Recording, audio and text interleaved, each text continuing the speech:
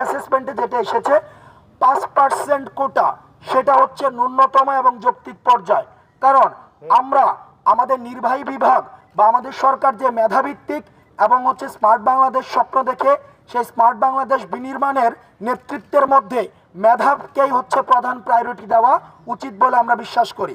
সেই জায়গা থেকে শুধুমাত্র 5% কোটাকে আমরা যৌক্তিক হিসেবে আমরা বিবেচনা করছি, অর্থাৎ 5% কোটা রাখা যেতে পারে।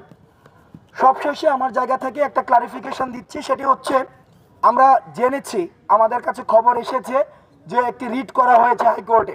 এখন রিটের যে রেজাল্ট সে বিষয়ে আমরা জানি না। রিট সেটা 18 সালের পরিপত্রটাকে স্থগিত করতে পারে, অথবা যে 18 সালে যে 5 জুনে যে সিদ্ধান্তটা নেওয়া হয়েছে সেটাকেও বহাল রাখতে পারে।